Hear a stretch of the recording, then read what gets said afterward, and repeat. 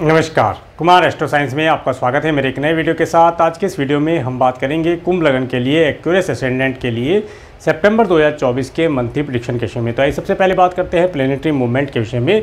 सूर्य ग्रह 16 अगस्त 2024 से 15 सितंबर 2024 तक सिंह राशि में अपनी स्वयं राशि में गोचर करेंगे और 15 सितंबर के बाद ये आपके 8th हाउस में कन्या राशि में गोचर करेंगे।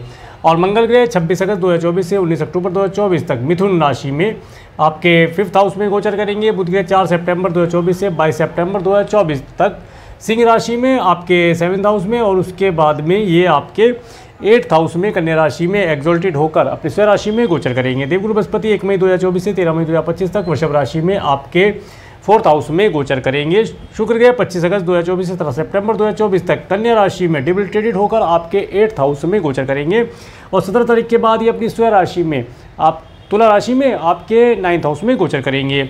शनि ग्रह 17 जनवरी 2023 से 29 मार्च 2025 तक कुंभ राशि में अपनी स्वयं राशि में 1st हाउस में रेट्रोगेशन की अवस्था में गोचर करेंगे। राहु ग्रह 30 अक्टूबर 2023 से 13 मई 2025 तक मीन राशि में आपके 2nd हाउस में गोचर करेंगे और केतु ग्रह 30 अक्टूबर 2023 से 13 मई 2025 तक कन्या राशि में आपके 8th हाउस में गोचर करेंगे। अब मैं आपको हाउसेज बताने का प्रयास करता हूं। सबसे पहले बात करेंगे 1st हाउस के विषय में। 1st हाउस और 1st हाउस के लॉर्ड शनि ग्रह जो कि रेट्रोगेशन की अवस्था में 1st हाउस में गोचर कर रहे हैं और 1st हाउस के ऊपर सूर्य ग्रह बुध ग्रह का एस्पेक्ट प्राप्त हो रहा है। इसके साथ साथ 1st हाउस के ऊपर और किसी ग्रह का एस्पेक्ट प्राप्त नहीं होता है। तो देखिए ये जो समय रहेगा, इस समय में ये जो समय है थोड़ा सा हार्डवर्क स्ट्रगल कराने वाला रहेगा। इस समय में आपके अगर कुछ कार्य फॉरेन लैंड रिलेटेड लोगों के साथ पेंडिंग रह गए या आप मल्टीनेशनल कंपनी में ज्वाइन करना चाहते थे, नहीं कर पाए, उन कार्यों से रिलेटेड कार्यों को करने से लाभ होगा। इसके साथ साथ अगर आपका कोई कोर्ट केस इत्यादि, कोर्ट कचहरी इत्यादि रिलेटेड कार्य पेंडिंग है तो उस कार्य को निपटाने के लिए अपॉर्चुनिटी प्राप्त होंगी, परंतु कार्य बहुत स्लो स्पीड से होगा। आप इसमें हताश भी हो सकते हैं, ऐसा यहाँ पर पता चलता है। इसके साथ साथ विशेष तौर से अपनी हेल्थ के लिए आपको केयरफुल रहना है। ये समय अवधि विशेष तौर से आपको मेडिसिन से जोड़ सकती है। तो इस समय में दान पुण्य इत्यादि जितना ज़्यादा करेंगे उतना ज़्यादा आपकी हेल्थ के लिए अच्छा रहेगा, आपकी पर्सनैलिटी नेम फेम के लिए अच्छा देता हुआ दिखाई देता है।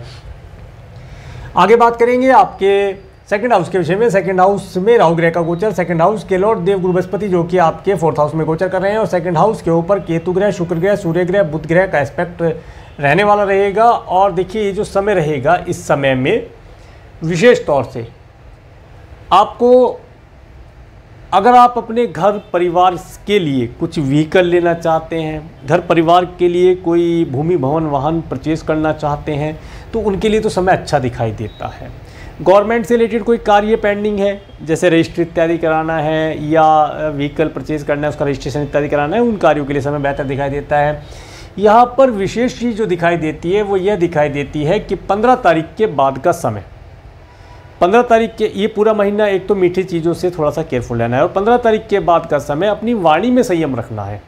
वाणी उग्र हो सकती है, वाणी में एक ओज हो सकता है जिसकी वजह से आप जो बोलना चाहते थे वो नहीं बोल पा रहे हैं और जो नहीं बोलना था वो आप बोल जाएं, ऐसा यहाँ पर पता चलता है। विशेष तौर से अपनी आइज़ के लिए, दोनों आइज़ के लिए आपको केयरफुल रहना है। आइज़ से रिलेटेड कोई प्रॉब्लम हो तो उसे नज़रअंदाज ना करें। आइज़ से रिलेटेड जो भी मेडिसिन आप डॉक्टर से कंसल्ट करके लिए तो लाभ प्राप्त होगा।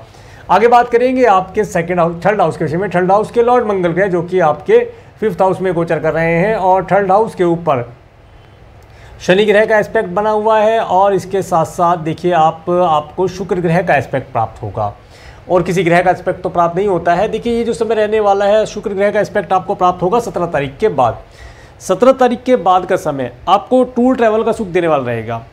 कोई छोटी छोटी दूरी की यात्राएं करने से लाभ होगा, मार्केटिंग से रिलेटेड कार्यों करने से लाभ होगा। इसके साथ साथ इस समय में अगर आपका क्रिएशन से रिलेटेड कार्य है, उन कार्यों को करने से लाभ होगा। आपके पास जो भी एजुकेशन है, अपनी एजुकेशन का यूज़ कर पाना, उसका बेनिफिट उठा पाने का ये समय बहुत बेहतर रहने वाला है।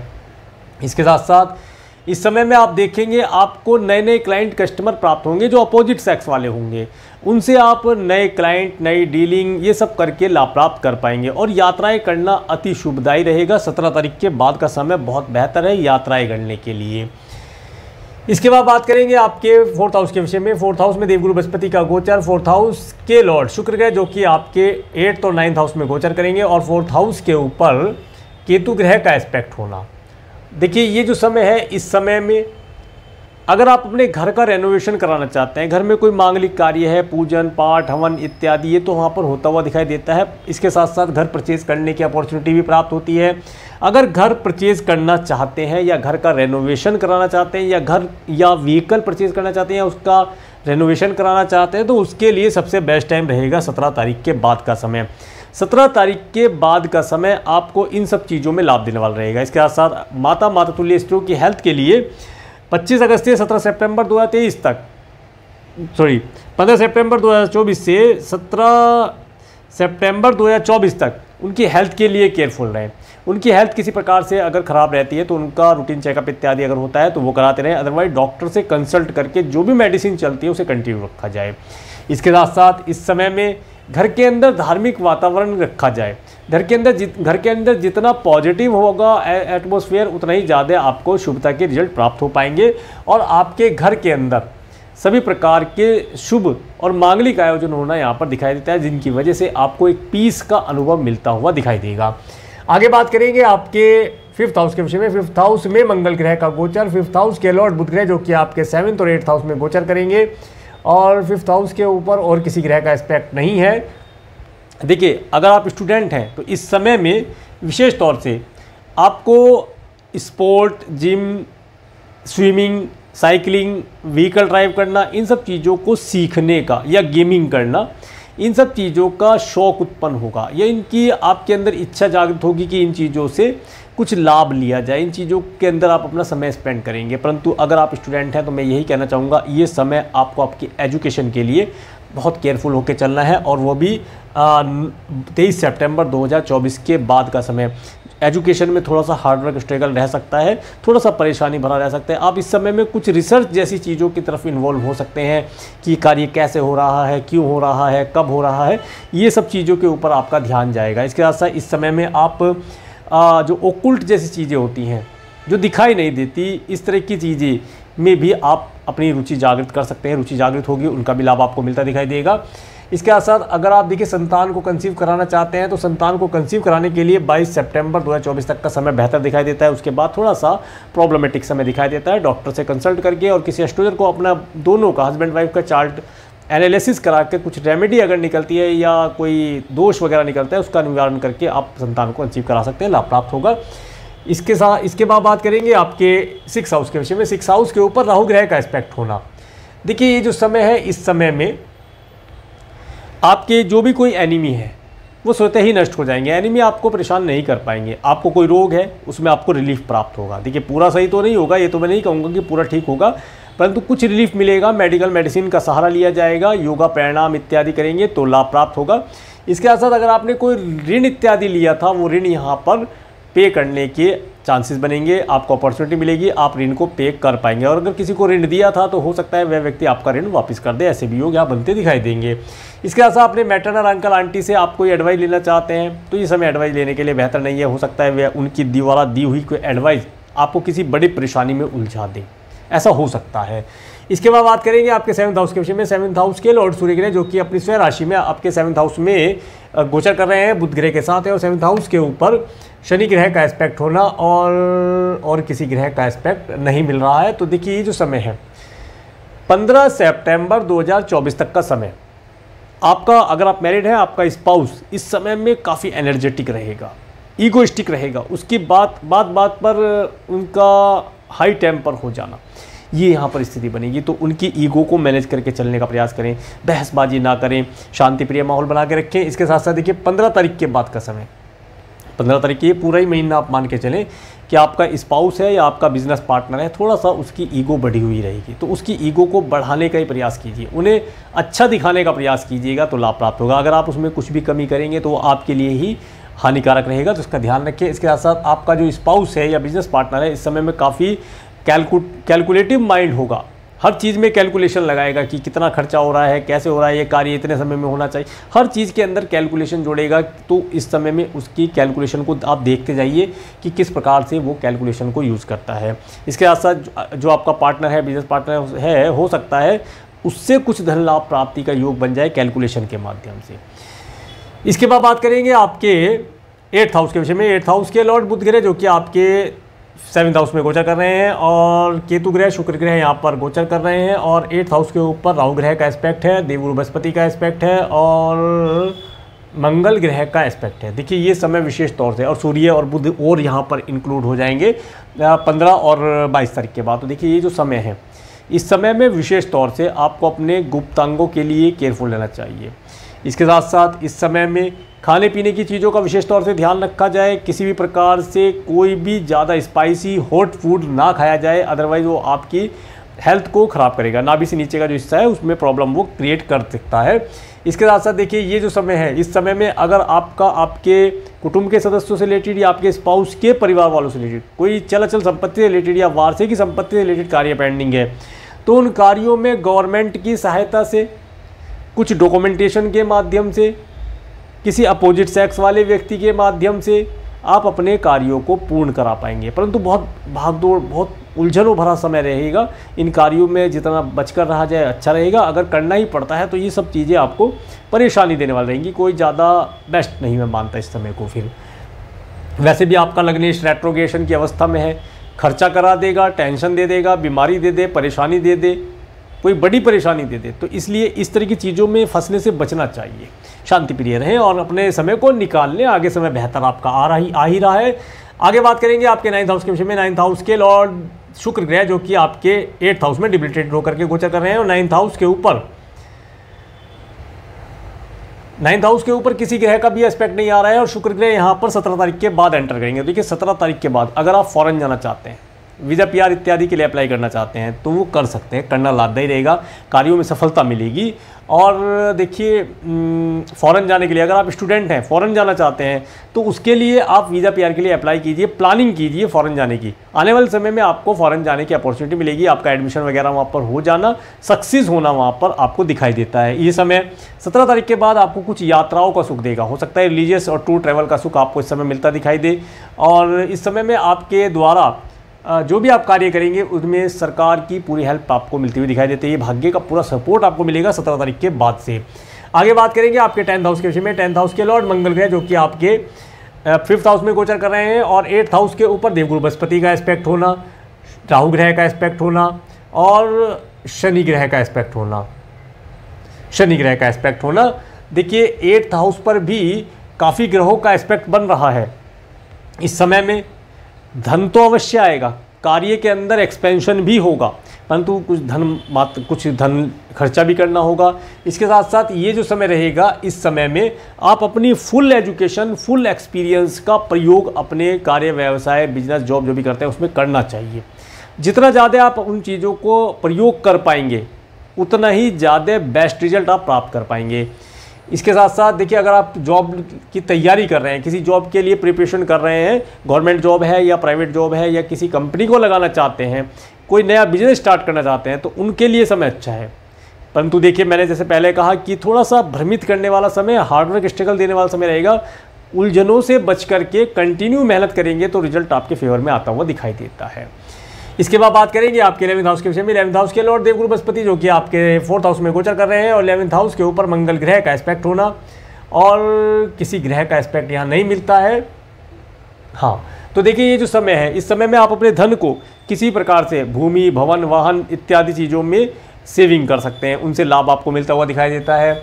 और इस समय में आपको आपके मित्रों के साथ पार्टी इत्यादि करने का अवसर भी मिलता दिखाई देता है। पार्टी करना भी लाभदायी रहेगा। आपके घर पर आपके मित्रों का आना, गेट टुगेदर होना, पार्टीज़ होना, डांस, डिस्को इत्यादि सब करने का सुख मिलता दिखाई देता है। नेम फेम में वृद्धि होना दिखाई देता है।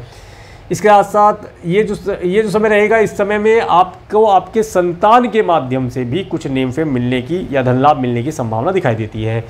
आगे बात करेंगे आपके 12th हाउस के विषय में। 12th हाउस के लॉर्ड शनि ग्रह जो कि आपके 1st हाउस में रेट्रोगेशन की अवस्था में गोचर कर रहे हैं और केतु ग्रह का एस्पेक्ट यहाँ पड़ रहा है और मंगल ग्रह का एस्पेक्ट प्राप्त होता है और देवगुरु बृहस्पति का एस्पेक्ट यहाँ प्राप्त हो रहा है। देखिए देवगुरु बृहस्पति का पॉजिटिव एस्पेक्ट आने से आपके अगर किसी प्रकार से कोई कोर्ट केस कचहरी, दंड बंधन, कारागार, मेडिकल, मेडिसिन, हॉस्पिटल इत्यादि चीज़ों में, या आप फॉरेन लैंड से रिलेटेड कोई कार्य करते हैं, इंपोर्ट एक्सपोर्ट से रिलेटेड कार्य हो सकता है, मल्टीनेशनल कंपनी में कार्य कर रहे हैं, तो उनसे आपको लाभ होने वाला है।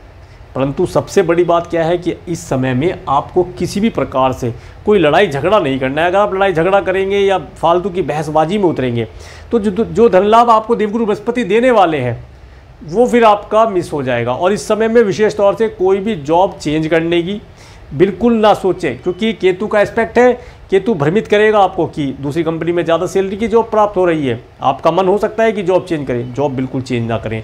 इस समय में जिस कंपनी में है उसी कंपनी में अपना फुल एफर्ट लगा करके उस कंपनी की सक्सेस में योगदान देने का कार्य करें। कंपनी आपके ऊपर नज़र रखे है, कंपनी आपको स्वतः ही प्रमोट करेगी और धन लाभ के योग बनेंगे। तो अब मैं आपको डेटा देने का प्रयास करता हूँ।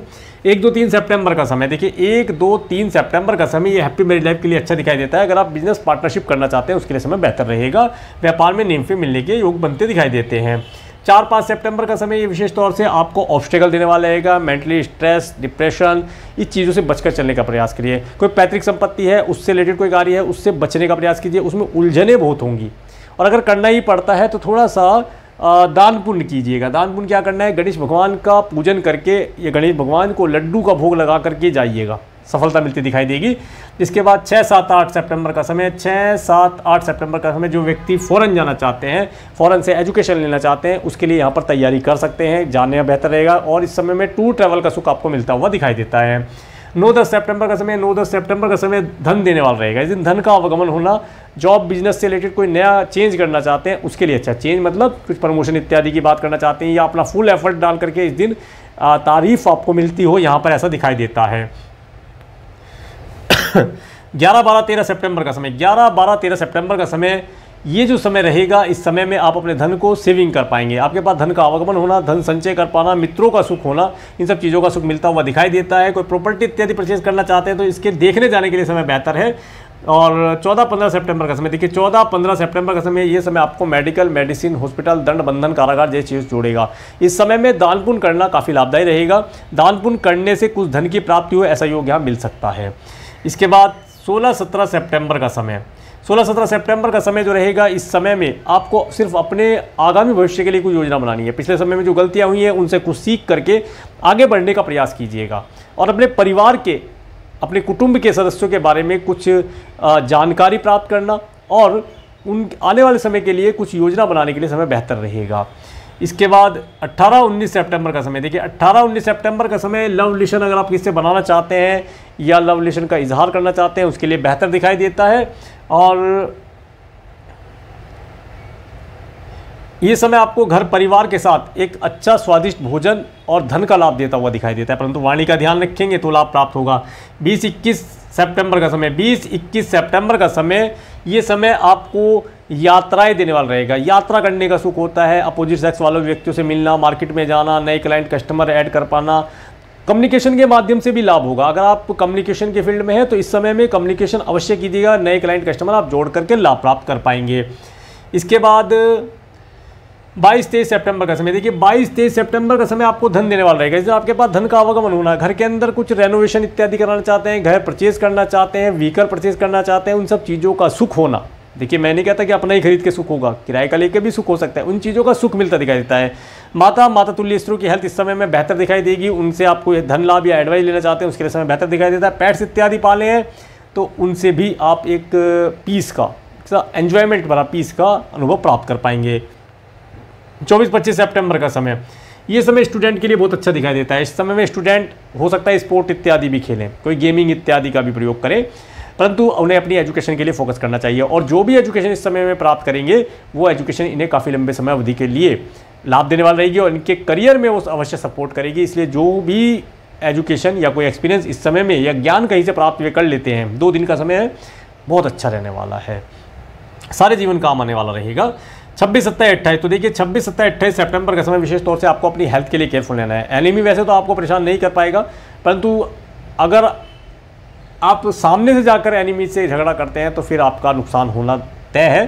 परंतु यहाँ पर अगर आप कोई लोन इत्यादि लेना चाहते हैं तो लोन आपको आसानी से मिल जाएगा। किसी को लोन दिया था, रिकवरी करना चाहते हैं, उसके लिए समय बेहतर रहेगा, चीज़ों के लिए प्रयोग कर सकते हैं। 29-30 सितंबर का समय, ये समय नई पार्टनरशिप के लिए बेहतर दिखाई देता है और जिन बच्चों का विवाह नहीं हुआ है उनके लिए विवाह के रिश्ते आने के योग यहाँ पर बनते दिखाई देते हैं। तो ये था सितंबर 2024 का मंथली प्रेडिक्शन और मेरे इस वीडियो को प्रेमपूर्वक देखने के लिए, मेरे चैनल पर प्रेमपूर्वक बनाने के लिए आपका प्रेमपूर्वक धन्यवाद। नमस्कार।